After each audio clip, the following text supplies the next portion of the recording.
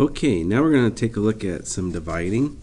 And just like dividing fractions when you first learned them back in elementary or junior high, we don't really divide fractions, we multiply reciprocals instead.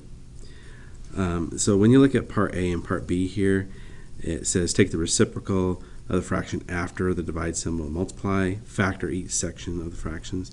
Those are interchangeable. So what I mean by that is if I chose to flip this fraction, then factor, or factor, then flip the second fraction, it doesn't matter. So my personal preference is to factor first. So I'm going to take a look at what I have. They're pretty involved quadratics. This one's just has a GCF, I think it's of 9, and that's a 2x plus 9 left over. This one I need to at least start with a GCF, see what's left over, and then see what I can do from there.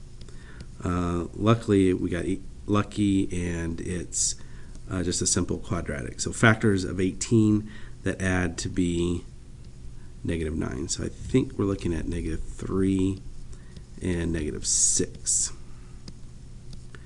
All right, over here, it's not as nice. So I can't take out a GCF of a 4 from everything to have it just a simple quadratic. So I do need to take out what I can, which is a 2.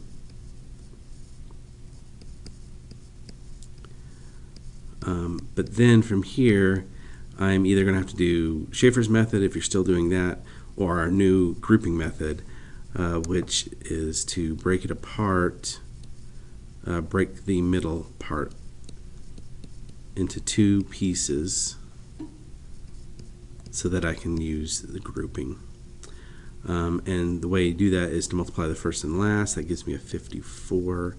And then I start thinking about all the factors of 54, and I'm looking for 2 that are going to subtract to be 3.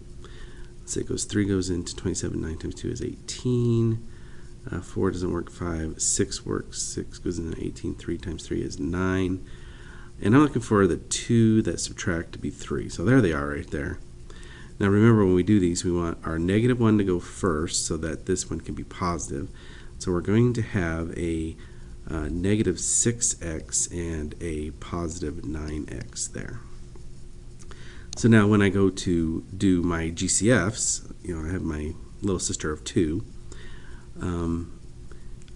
The first 2 have and that should be a 2x squared, by the way, have a x in common, a 2x in common. So I take that out. That leaves an x minus 3. And when I look at the next group, that has a 9 in common, so that leaves an x minus 3. And remember, we're wanting those 2 to be the same, otherwise I was going about it the wrong way. And so that leaves an x minus 3, and what's left over is 2x plus 9. Alright, so we managed to get the bottom factor, but as you can see, we have done a lot of work, and it's totally messy, and that's what I've been saying, is I like to keep it clean.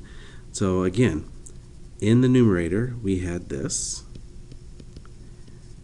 We did all this work in the denominator so that we end up with this.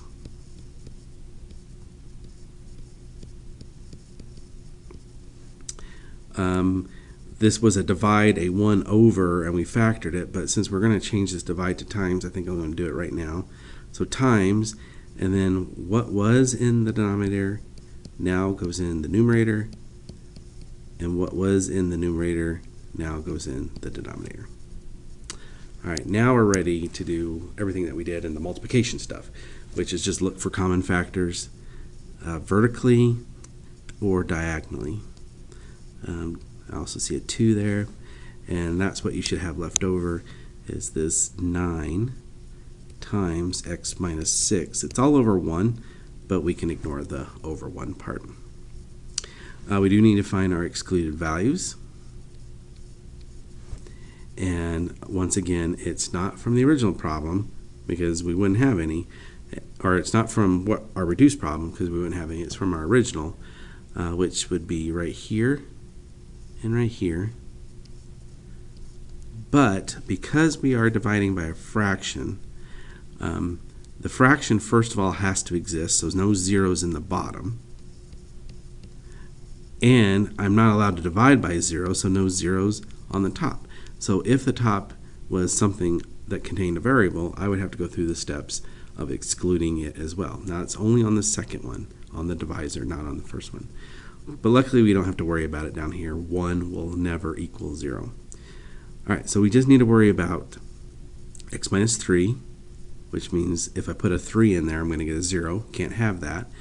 And the 6, if I put a 6 in there, I can't have that. And then this one, some of you can probably find it with no problems, but those I find a little bit more challenging. So I know it cannot be equal 0, so I'm going to go ahead and write that out. And then I go through the steps of solving. So I'm going to subtract a 9. So 2x cannot equal negative 9. And now I'm going to divide a 2. And so x cannot equal negative 9 halves.